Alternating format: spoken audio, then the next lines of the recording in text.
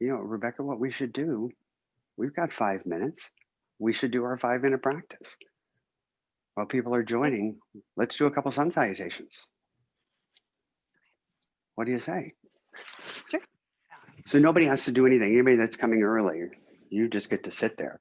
All we're going to eventually do are variations of this sun salutation. This is Surya Namaskara A. It's taught by some old guy in India, Pattahbi Jois. This is an Ashtanga sun salutation. What do you say? Surya A, Bex? A, come Yep. in here. We're just playing. Exhale, do A. Trini, inhale. Just do our A. Exhale. Launch, inhale. Shot, exhale.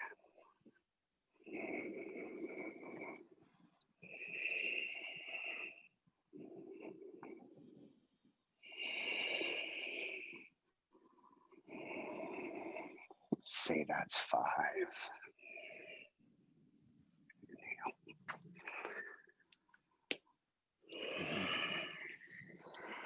You say we lift up and we'll do one more, Bex.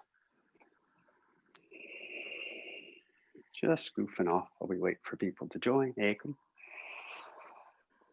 Do I? Inhale. Shidori, exhale.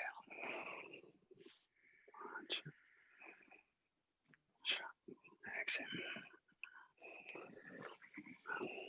And we'll just wait a couple more breaths. We're getting joined.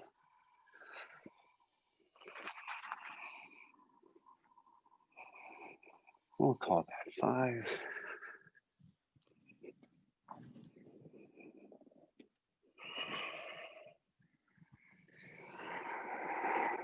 Okay.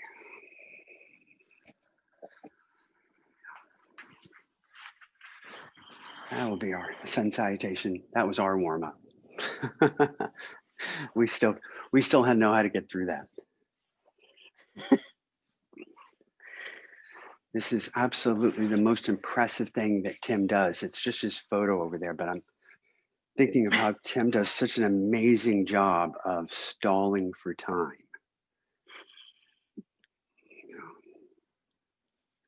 We need Debbie's trivia. Yeah, we need Debbie's trivia. And I should also, maybe I can spend this time talking about 2 seconds of how I got brought into the BaseCamp Velocious WKO family. It's because an old yoga student, and I really can say old because I have known him for 20 years now, the software engineer behind this stuff is Kevin Williams, and he's a good friend. And I kept getting asked if I had ever done a triathlon because I had been an ultra runner for a number of years. And so I had mentioned it as I knew Kevin had bikes. And I said, hey, Kevin, could I borrow a bike? And he said, sure. And I started asking about what he actually did because, again, Kevin was just Kevin, a friend who rode bikes. And then Kevin says, well, I've got this software and we work, we have these training plans. And so one summer, 0 to Ironman, and it was like 16 weeks. It was the funniest thing. And, I credit Power, I credit Kevin and Tim and Kathy. I did one of the summer camps, and it was an eye I opener. credit you, Keith. For you credit me. Oh, Yeah. for joining BaseCamp. Yes. Yes. Yeah. And hurry up and wait. This is the spin around in the parking lot, making sure the tires have air. Yeah. And again, as we continue to wait, I'll say that just as there's many different types of coaches and coaching methods, lots of different ways to learn yoga, lots of different teaching styles, lots of different methods. The type of yoga that my background comes from, my background is in Ashtanga Yoga. The source is in Mysore, India, man by the name Pattahbi Jois, who's no longer with us, but I spent I went there 5 different times for like 3 months at a time, and knocked on the old guru's door, and he would teach me one little piece, and then he would send me home. Next day I would come back, he would teach me one more piece. The progressive method is, again, it's just what Guru Tim does. He gives us one little piece. Once we've got that, he adds on one more. As soon as we've got that, yeah, there's never a finish line. You can always get stronger. You can always get faster. You can always do it for longer. And again, that metaphor just plays out everywhere. And certainly it's in yoga. And one of the fun things about Ashtanga, the type that we do, is the fact that there's no finish line and that we can keep building. And you're not a better person for putting your foot behind your head. I also like that about the practice. Humility sort of built in.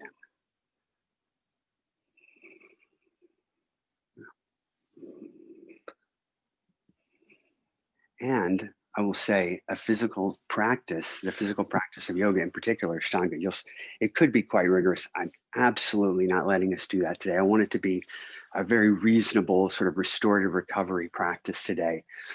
But one of the times I went to India, I went for a month, but when I came back, I had like 3 weeks, and then I did a 50 miler, and it was the most amazing things. My friends were all so annoyed because I came back from India not having run for this huge gap, didn't miss a beat, absolutely didn't. And I didn't run a step. Whenever I was in India, I would just do the practice.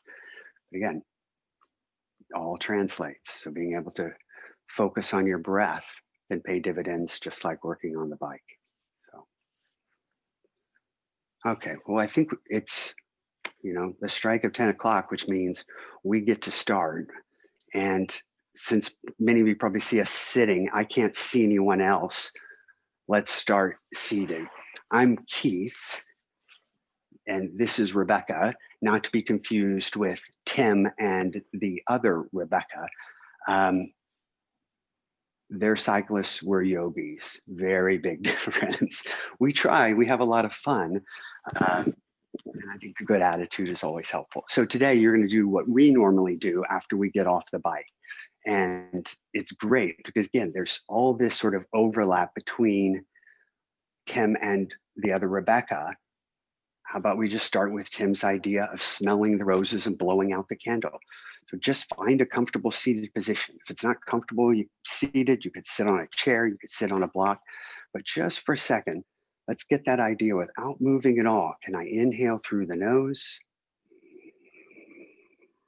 Can I blow out the candles? Again, my type of pranayama would be a little bit different, but I like this idea. Just inhale through the nose, keep it simple. Exhale through the mouth. Tim's absolutely right. It just settles the nervous system to get that breath moving fully. So we inhale through the nose, maybe bring a rhythm to it. Exhale to a count of 4. Perfect. We inhale to a count of 4. Exhale to a count of 4. Right now, it's a little difficult to get your eyes settled, but if your eyes were in one place, I would refer to this as a downward casting gaze.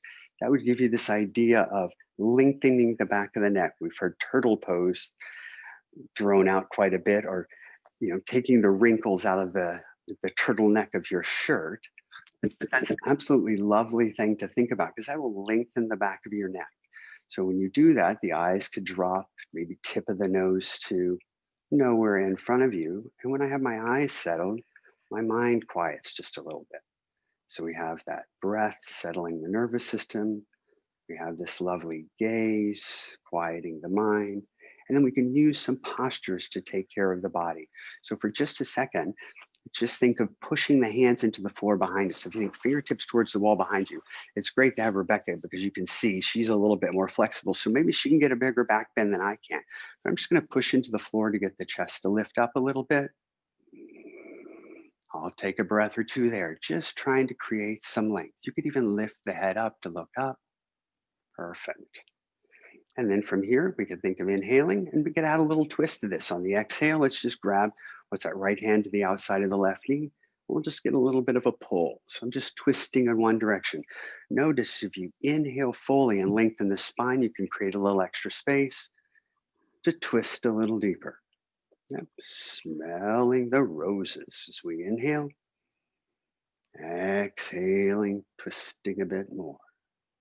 Let's just inhale back to center, just briefly, just trying to get that sense that we can move with the breath and we can use that lift on the inhale to create space, and exhale, twist. Now I'm taking that right arm behind me, left arm across, just trying to roll the chest around. So just a simple spinal twist. Now, and then let's come back to seated, or come back to center. And then let's find our ways to like all four. So just think of being a kid, little kid. My goal today is to sort of introduce one piece, the sort of the foundation of Ashtanga is the sun salutation. So we're moving with the breath.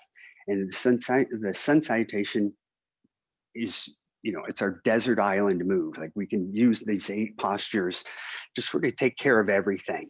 But to get there, I want us to play first in this tabletop position to wake up the hips and shoulders. So if my hands are underneath the shoulders, knees under the hips, let's just think of inhaling, lifting the sit bones towards the ceiling and squeezing the shoulder blades together. And I was talking about the gaze. So if you want to look up, you can do that as well. That could be my inhale. And then on the exhale, let's think of tucking the tailbone, drawing the chin to the chest and rounding the back. Inhale, squeezing the shoulder blades together. Let's bring that rhythm of the breath to lift. Exhale, tuck and round. You can see the more Rebecca pushes down, the more she tucks, the broader she gets. One more time. We'll inhale, squeeze the shoulder blades together, lift the hips up. And then from here, let's just come to a neutral position because of course, middle path, that's where we want to be. And if I have that slight tuck of the tailbone, it's easier to zip the low ribs up so that belly's strong. And from this tabletop position, my toes are curled under, let's move to down dog. And you can think of that as picking the knees up off the floor and taking the ribs towards the thighs. Rebecca is so strong and flexible that she can have her legs completely straight and push the heels to the floor. I'm a little less flexible. So for me, a little bend of the knees makes it easier to get that chest to open. And then from here, let's just simply walk the feet forward. I want to walk our feet to the front of the mat. I'm going to exhale, hang out here for just a moment. And then we'll bring the arms up, or we'll just lift the chest up, I should say. Hands could stay by the side. So the sun salutation, we're just going to link all of the, sort of 9 postures with the breath. Simple enough. We're standing here at the front of our mat. If you want to be Rebecca, the other Rebecca, you can think of that little tuck of the chin. If you want to be Tim, you can think of drawing the kneecaps up, getting those legs nice and strong. I should say Menachem, that nice strong set of legs, that nice tucked tailbone. Oh. And then let's move. We can inhale, take the arms out. Let's just reach up towards the ceiling. Exhale, we're just going to fold. Since I'm a little less flexible, I'll often soften my knees. Inhale, this third step, you're going to lengthen the spine by pushing either off the shins or off the floor. But I'm trying to get that lift of the tail feathers that we saw one of the coaches demonstrating the other day, that lift of the sit bones to lengthen the spine. And from here, we're just going to let the hands come down and step back to a high plank position. I'm sure many of you have played with this plank before. You're pushing through the hands to broaden the shoulders, that little tuck of the tailbone to engage the belly. And then from here, just drop the hips, moving to what's known as up dog. So there's that nice open chest. And then we can lift the hips, move back to down dog. So down dog, we could play with for days on days. We're just going to think for now, spread the fingers, push through the hands, and take the ribs to the thighs. Perfect. We're not going to stay here all day. Let's just come forward, stepping the feet and the hands, lifting halfway. Exhale, folding. Inhale, coming up. Exhale, hands to side. First 3 pieces are just simple enough. We lift. Eventually, yes, I would bring my palms together and grab the ceiling. Exhale, I fold. I found out I'm a little less flexible. So I'm not only bending my knees, I'm taking the feet a little wider. Inhale, when you lift halfway, it's like you're showing off that BaseCamp logo. You're nice and long. Stepping back, think of that high plank position. Hips neither lifted or dropped. Pretty soon you're going to notice those inhales are going to be opening somehow. In this case, it's up dog, down dog. The exhales will be folding or lowering. Here, I'm just moving the ribs to the thigh. Not staying here. Let's just bring the feet forward, lifting halfway. I'll watch Rebecca push to lengthen. Exhale, fold. Inhale, taking the arms up. Hands to side. So we would do 108 of those and then we could carry on with our day. We're going to use that template and start to find some variations. So inhale, this time after we lift the arms up, we'll get that usual fold. And as I was saying, I have to bend my knees to get that hip hinge. Inhale, we know that long, strong spine is going to save us. Moving back, I'm starting to get tired in that plank position, so I'm on my knees. And when Rebecca moves to up dog this time, I'm just going to drop to my belly and lift the chest up only. And when Rebecca moves to down dog, I'm just going to make it an extended child's pose. Both count the same. We're lengthening. From here, let's add on. Right foot's going to step forward. We're going to come down onto that back left knee. And I want to start to get to the fronts of the legs. Again, all that riding. So some of us are a little quad dominant. So to get into those quads, think of stacking what's at my hip over my knee. Instead of sticking the bum out behind you, think of tucking the tailbone under. That is going to secure the low back. Little guys pick on the big guys. I always like that theory. So if I tuck the tailbone, I've made that low back nice and safe. And I can pick on those quads as I drop the hips forward. Sure, again, if it seems easy, you could drop lower and lower. In fact, Rebecca will add on a back bend by taking her arms up. She's got those low ribs zipped up. Maybe she'll lean back just a bit. And to switch sides, let's get a little movement in the body. So we're going to step back to that plank position. I'm tired, so I'm in tabletop. And then we reset with that back bend of up dog. I'm now doing cobra. In down dog, I'm doing that extended child's pose. We just reset the body with that vinyasa. From here, left foot will step forward. We'll come down on the back knee. And if you recall what we did last time was back off just a moment. Okay, now I've tucked the tailbone. Then I'm sinking. My hope is that at some point you ignore me and just listen to your own breath, smelling the flowers, blowing out the candles. No one can see you, so by all means, try to play the game. Can I get my eyes settled in one place? You could look up at the thumbs. You could look tip of the nose, but those eyes being steady will help. Let's take the hands down either side. Let's step back. And again, I'm resetting my body with that moment of a nice strong belly in tabletop or cobra or in plank. Inhale, you could do up dog. I'm doing cobra. Exhale, down dog, or that extended child's pose. From here, let's go back to that right side. So stepping the right foot forward. Again, we'll come down onto the left knee. This time we're going to play, not by lifting up, but by adding a little bit of a twist. So let's keep that left hand on the floor and we'll let the right hand move to the knee.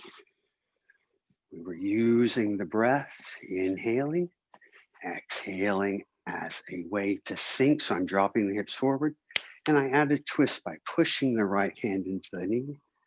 I can use the strength to get that twist. Sure, you could take that right arm up towards the ceiling. My shoulder hurts, so I can't just throw the arm behind me. I need to make sure I'm turning from the torso. Sometimes that's why I just use the right hand pushing into the knee. Rebecca can have that pretty roll open. And I promise she's not normally my silent partner. Normally she would be giving much more feedback. Yeah, so we can take the hands down either side. We step back. And if you get tired, you could just move to down dog and stay there. But I like the idea of plank, up dog, down dog as a way to reset. And then we step forward. Pretty sure it's that left leg leading this time. We came down onto the back knee. And the trick of the trade, again, I get that tuck to save the low back, to drop the hips through. And we could start to roll open. What do we use? We use that left hand as a little bit of a leverage to roll. You can see Rebecca's back rolling. You could take the arm up towards the ceiling. I'd be thrilled. Nice. And then we'll come down either side, stepping back. And we have that reset. For me, that reset was plank. There's my solid belly to the floor. Inhale, Rebecca will do up dog. I'm still enjoying cobra. Exhale, pushing back. Okay, from here, let's continue to add on this time. So you can start to feel this down dog a little bit more. Let's pick that right leg up and reach towards the wall behind you. So that right leg lifts up and reaches back. Perhaps you feel in the back of that left leg a little more. And then from here, we're going to bring that right leg through. This is pigeon pose. Knee to wrist, ankle to wrist. I'm sort of thinking of trying to bring that right shin parallel to the front of the mat. It's not really going to happen by moving towards it. And okay, if you can feel that right hip, I'm happy. Maybe you could fall onto the forearms. That'll help you breathe a little bit. The front of the left thigh and that right hip will eventually touch at the same time. If it feels simple, you can sort of watch Rebecca slide that left knee back. I'm here. And I'm just trying to breathe to settle into this challenging position. Once I'm comfortable, I can start to use the hands to lift up. So hands pushing into the floor to lift. And some may be comfortable here. If it still feels easy, maybe you could pick up that back left leg. This is where we start to tease our friends. We could grab the foot. And as I drop the hips, I feel the front of that left leg even more. Rebecca apparently wants to take both hands back. And so we release the hands and let's reset. I decided that reset that feels so good is plank to the back bend of up dog. Look at that nice open chest. Down dog, pushing into those legs. Second side. We're just getting that pretty lift up. The dancers like that lift on the inhale, just so they can get that grounding on the exhale of that right heel. And then we slip that left leg forward. You know, not literally coming parallel to the front of the mat. That'll never happen. Yeah, I'm just getting as best I can. Belly button is square, chest is square. And I come down and breathe. So here,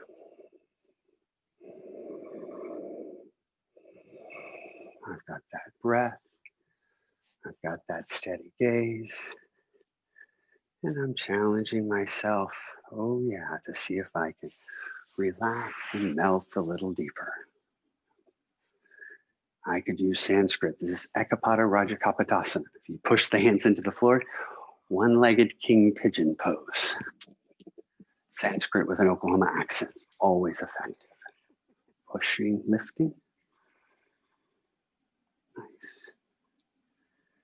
And then let's reset.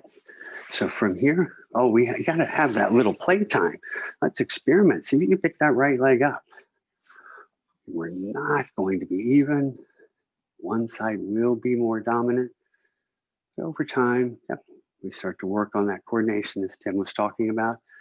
We can even things out a little bit, but one side will always be the teacher side, one side a little slower. Okay, let's release.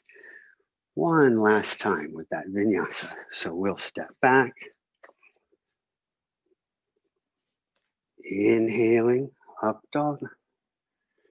Exhaling, down dog. Okay, we had all that playtime.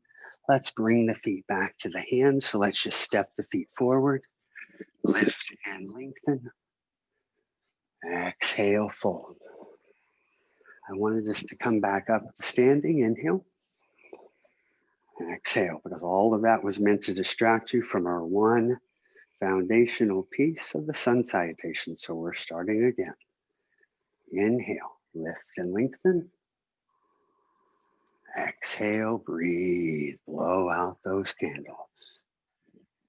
Inhale, nice and steady. Exhale, moving back. Inhale, lifting, again, up dog or cobra. Exhale, down dog or child's pose. Perfect. That was our sun salutation, but instead of coming out this time, let's come down onto our knees. We can sit back and let's just find our way to a comfortable seated position. Well done. From here, we're going to continue to play on the floor. It's actually a little, believe it or not, most people are excited, like, yes, I finally get to be on the floor. But it's actually harder once we get into the floor because we need that strength and flexibility to sit tall. Like, it's very difficult to sit in that crazy lotus position. We're going to play with bringing the soles of the feet together, letting the knees open. Baddha Konasana, cobbler's pose, or as the 5-year-olds would call this is butterfly pose. I kind of like that best. We're trying to open the chest and trying to open the hips almost all day long. So you can use the thumbs to peel open the pads of the toes like you're opening a book. And you can give yourself a little pull like you're pulling on a strap. I'm sure Menachem's been using bands to get that scapular retraction. That's the same thing that's happening as you tug back to bring the chest forward. And yep, I'm a little bit of a snob. Lengthening, lengthening. Opening those hips. And from here, let's lift up. And then let's figure out which one is that left leg. So we're going to extend the left leg out. That right leg, I'm just sort of going to bring the right heel in a little bit more. The right heel coming into the groin. So I've created almost a 45-degree angle. And I'm going to think about a twist about lateral flexion. So getting into the QL. From here, okay, becomes so much Simon says in yoga, especially as we begin. Right arm can go behind you, left arm can come across. So right arm goes behind you, left hand can grab the knee. Oh yeah, I could inhale, lift the chest, exhale, twist. We played with that a moment ago. And this time we're gonna add a little lateral flexion. So which one's that right hand? Think of that right hand, the palm rolling open. You can reach that right arm up and out. So I'm trying to get that side bending, that lengthening. I'm untucking my shirt on that right side. If it seems easy, think of looking underneath your armpit. Yep, that'll help rotate the chest around, up and over. Nice. We can come up. Let's go back to soles of the feet together just for a moment. And this time, okay, last time I was getting that pull to fold forward. This time I'm going to allow myself to intentionally round. So I'm going to let that belt line rock back. I'm going to drop the chin to the chest. I'm going to take the head between the soles of the feet. Beautiful. So I'm rounded. Finally, I'm letting the curl happen. And then we'll come up. And let's extend now the right leg out. So the right leg's going to extend forward. I spend so much time trying to describe the postures, but really over time, that sort of scan of that quick check-in. Where's my gaze? Where's my breath? Where am I in the posture? It's that same body scan that everybody does in the middle of an interval. Like really, you're never just still. There's constantly this checking in with the systems of the body. So let's twist. Left arm behind you, right arm comes across. Yeah, so I'm happy here. So I could stay here. The bonus, which one's that left hand? So the left arm's the one behind you, coming up and over. Yep. Trying to roll the chest to the ceiling. Yeah, what Rebecca does so nicely is she's reaching towards the ceiling meets the wall.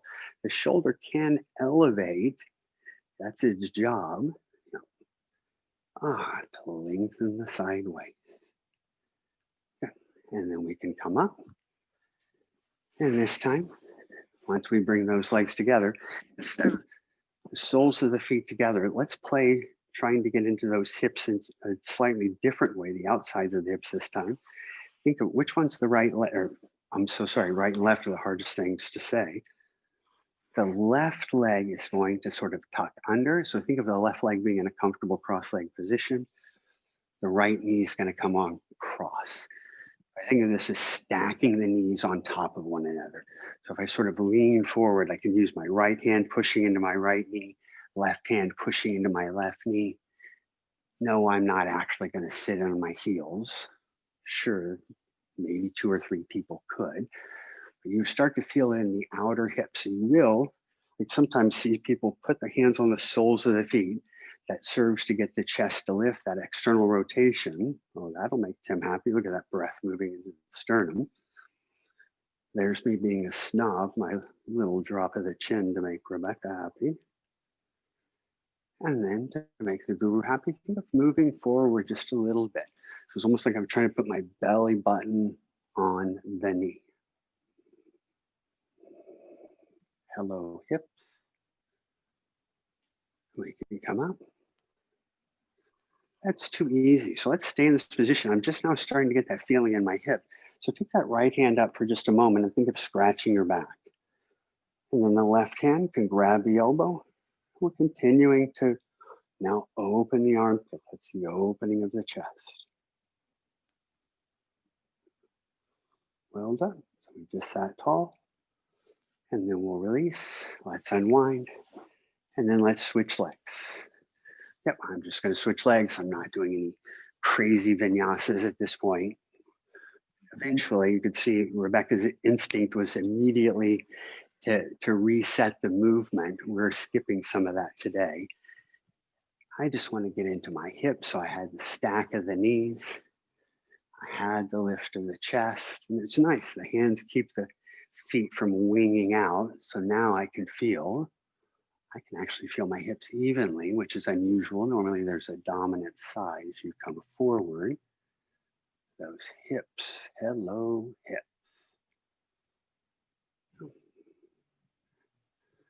And then we make it a more compounded movement if we keep the legs as they are. And now we scratch the back with the opposite arm.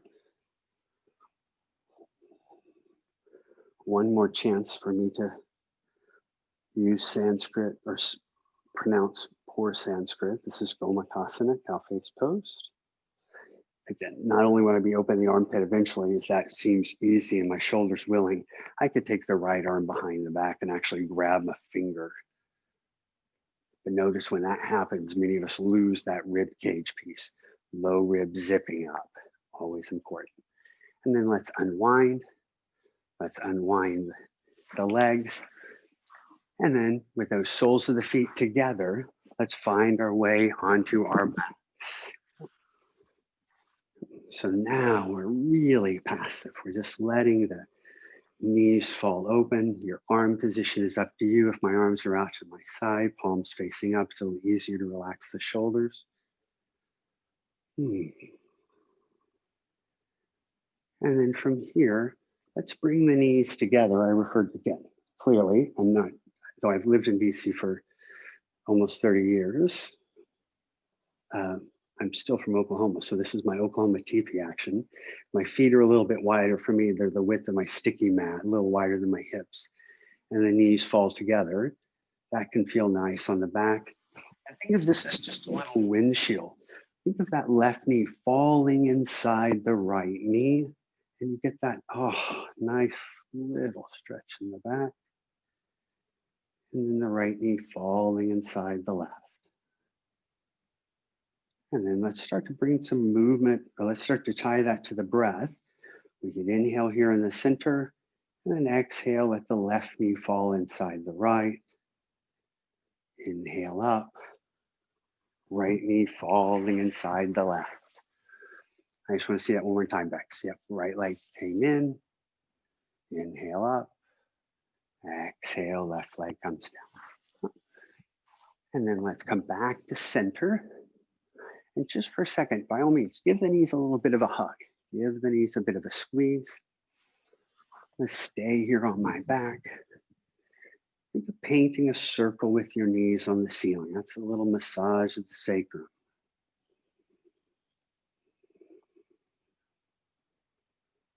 And then from here, just let the feet go flat on the floor. Our back bend is just going to be a simple bridge pose. The hands could continue to be out by the side. I've got a sticky mat, so my hands are actually going to grab the outer edges of the sticky mat, because when I push the feet down and lift the hips up, I'm not content just with that bridge. I like to roll to the tops of my shoulders by trying to grab the outer edge of the mat and roll the palms open. Rebecca's so flexible, she can interlace her fingers and press the wrists into the floor. For me, it's easier to get the shoulders to roll.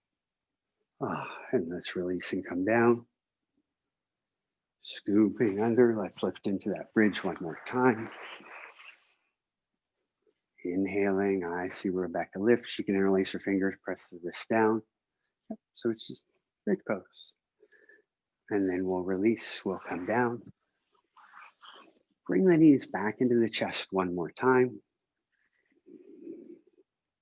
Giving the knees a little bit of a hug, making that little circle. And our review is just going to be listening to the breath. So let those feet go flat on the floor. We'll keep the knees bent. And this time, let's just make it a simple twist where we shift the hips a little to the left on an inhale. On the exhale, let's let both knees fall to the right. Yep. If you want to, you could always use the right hand to help stack the hips on top of one another. And I'll turn my head to look to the left. And then we come to center, inhale up. Exhale. I have a little shift of the hips just to make the spine long. And then letting the legs fall across. I'm reaching to the right as the knees move to the left. Yep. Coming back to center. And then let's just rest for a moment. So wherever you're most comfortable. Now, our yoga practices always end like the cool down. Tim stresses the importance of the cool down and the ride. Yogis would do the same thing. Ours is this, it's really not corpse pose because we're not dying, but we are just resting, like we're giving ourselves a moment to be content with where we are today. When we're here, the breath doesn't have to be super crazy, but pay attention to that natural inhale. And watch that exhale through your body and feel those shoulders relax into the floor. Feel your hips melt into the floor.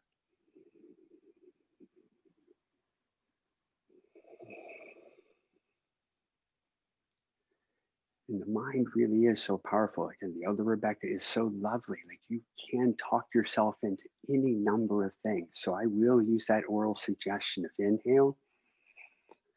Exhale, release my jaw. Like, just relax your jaw, relax your face teeth. That's what I'll say. I'll inhale. Exhale, take that awareness to the shoulders. Relax your shoulders. They're not doing any work. Inhale. Exhale, relax the back. And also what that little process does, that oral suggestion as we relax through the body, that's keeping us present. Like, how lovely is that? The thoughts of the days that undoubtedly creeps in. But I don't have to keep thinking about pizza. As soon as I realize I'm thinking about pizza, well, I can release the thought. I can relax. No sense in beating myself up. I was just thinking about pizza.